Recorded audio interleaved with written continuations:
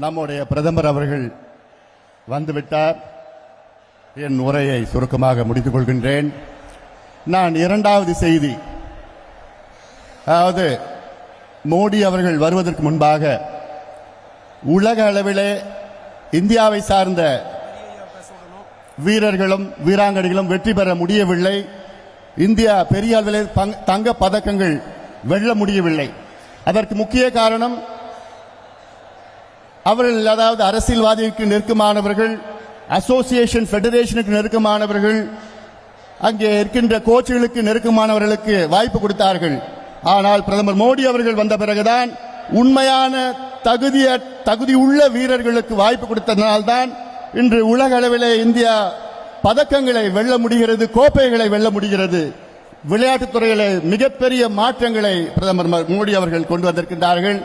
இறுதியாக இந்த மேடையில நம்முடைய பிரதமர் அவர்கள் வந்துவிட்டார். என்னை பொறுத்தவரை இரு பெரு தலைவர்கள் இந்த மேடையில் இருக்கின்றார்கள். இருவரும் இதர பிற்படுத்தப்பட்ட சமுதாயத்தை சார்ந்தவர்கள், ஓபிசி சமுதாயத்தை சார்ந்தவர்கள். ஒன்று நம்முடைய பிரதமர் மோடி அவர்கள், அடுத்தது எங்களுடைய மக்கள் தாவலர் மருத்துவர் ஐயா அவர்கள். In this stage, two great leaders from very humble background are here in this stage.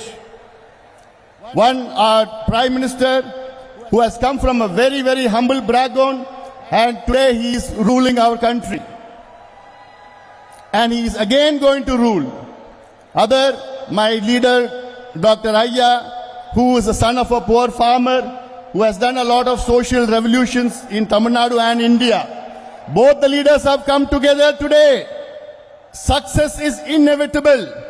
Change is inevitable. Development is inevitable. நம்முடைய வெற்றி மிகப்பெரிய வெற்றி நாம் காண இருக்கின்றோம். நம்முடைய பிரதமர் அவர்கள் மூன்றாவது முறையாக இந்தியாவின் பிரதமராக வெற்றி பெற உறுதி உறுதி உறுதி. நன்றி, வணக்கம். செய்திகளை உடனுக்குடனும் துல்லியமாகவும் தெரிந்து கொள்ள சப்ஸ்கிரைப் பண்ணுங்க.